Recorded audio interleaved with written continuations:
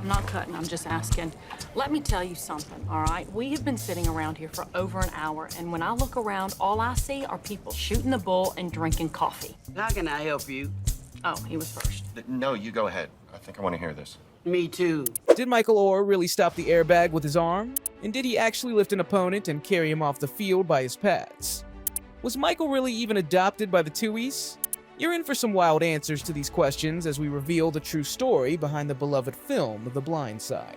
As we all know, the movie was a huge hit, but how much of it was actually based on true events? Let's find out by first answering. What really made Leigh Anne Tuohy open their home to Michael Oher? Well, according to the real Leigh Anne Tuohy, it was simply because Michael needed someone in his life. As she said in a 2009 interview, "I just think Michael needed somebody, and it was so evident that there was nobody in his life. It just broke my heart." The Tuohys saw a young man who was clearly struggling and needed a family, and they opened their hearts and their home to him. But was she really the first one to help Michael? Interestingly, no. In the real-life story, it was actually Sean Tuohy who started helping Michael first by paying for his school lunches, before Leigh Anne even encountered him. But that brings up a question. What brought Michael Oher to the attention of the Tuohy family in the first place?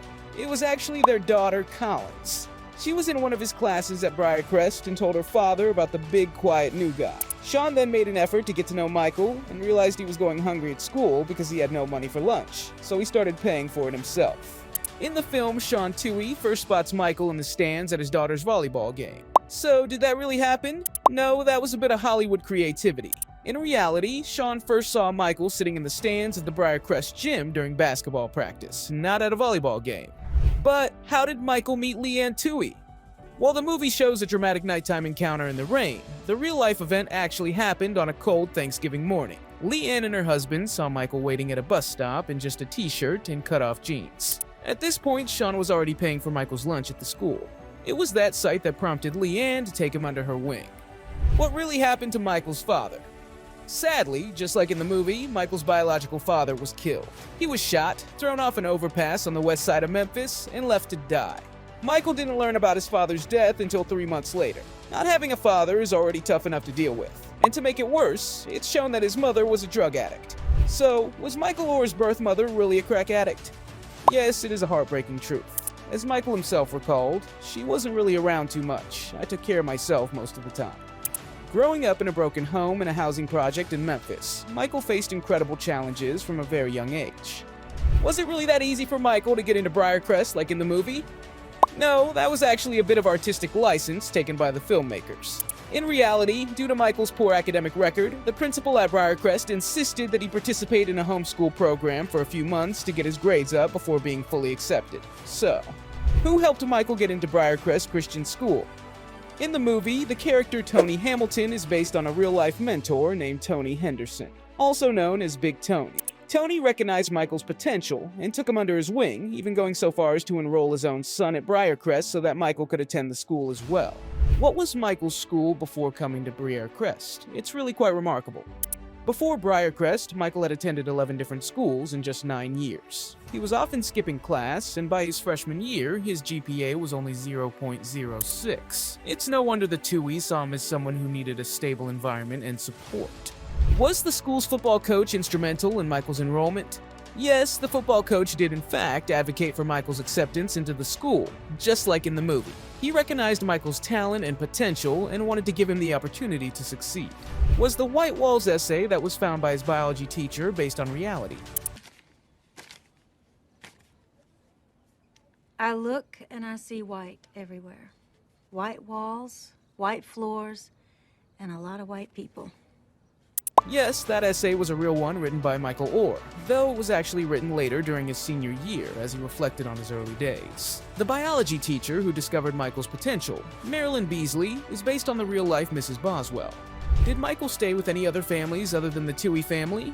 Yes, it actually took months before the Tuohys welcomed Michael into their home. For a long time, he continued staying with his original mentor, Tony Henderson, and several other families, both white and black, provided him with a place to stay as well. Another thing shown in the movie is that Michael Oher never had his own bed before living with the Tuohy family. So, was that true? Absolutely. As one of 12 children growing up in the projects, Michael had never had his own bed before the Tuohys took him in and provided him with a futon to sleep on. Was he really called Big Mike? Yes, the nickname Big Mike was used by those who knew Michael Oher, both in his old neighborhood and at Briarcrest. And just like in the movie, he admitted to Leigh Anne that he hated being called that. Was Michael Oher really as big as shown in the movie? Well, the movie definitely exaggerated his size a bit. When he was 15 years old, Michael was 6'2" and weighed 350 pounds. And as an adult in the NFL, he was a still impressive 6'4" and 309 pounds. Whereas in the movie, Quentin Aaron is 6'8" and weighs 472 pounds. Quite a difference. Did Michael Oher really didn't know how to play football when he first joined the high school team? No, that was a huge fabrication for the movie. Michael had been playing football for years and had a real passion for the game. He was quite upset that the film portrayed him as needing to be taught the sport. While playing football, he was taunted by racist fans during games. So, did Michael really remain silent in reality? Actually, no. According to the book, the real Michael Oher wasn't afraid to flip the bird to those fans. He wasn't gonna just sit back and take it. Before we move on to the next one, don't forget to subscribe and turn on notifications. Now, here's an interesting one. Did the car accident actually happen? Yes, the accident involving Michael, SJ, and the landscaping truck did in fact occur, though the details were a bit different from the movie. It happened in icy conditions, and SJ's injuries actually looked much worse than what was shown on screen. And, did Michael really stop the airbag with his arm? Indeed he did. When Leigh Anne got home from the hospital, Michael showed her the nasty burn mark on his arm. He had used this arm to stop the airbag from hitting SJ during the crash. Pretty heroic. Now, here's another crazy scene from the movie.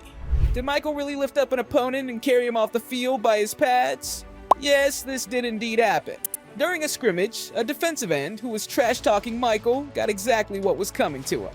Michael picked him up by the pads and carried him off the field. Was the library scene with Leigh Anne's daughter Collins real? No, that particular scene was a fictional addition. Collins Tuohy was actually incredibly supportive of Michael, and even rearranged her entire class schedule to be in his English and math classes, only so she could help him with his homework. Was the fight scene when Michael was waiting for his mom true? No, there was no fight with gang members in his old neighborhood. However, the Blind Side book does mention that Michael did get into a violent altercation with a teammate at Ole Miss, who had made some racially charged comments. Now, get ready for a huge twist we've been saving for the end. Was Michael really adopted by the Tuohys? This is where the movie and reality diverge quite a bit. The truth is that they made Michael believe they adopted him, but in reality, this was a lie concocted to enrich themselves at his expense. They actually made him sign a document making them their conservators, which gave them legal authority to make business deals in his name. The Tuohys used this power to strike deals that paid them and their two birth children millions of dollars. This has since led to a lawsuit from Michael, who claims to have been misled and deceived by the family. Were you surprised by any of the differences between the movie and the real story? Let us know your thoughts in the comments below. And make sure to check out other videos from the channel for more movie analyses. Really big smiles. Okay, 1, 2, 3. Say rebels. Rebels.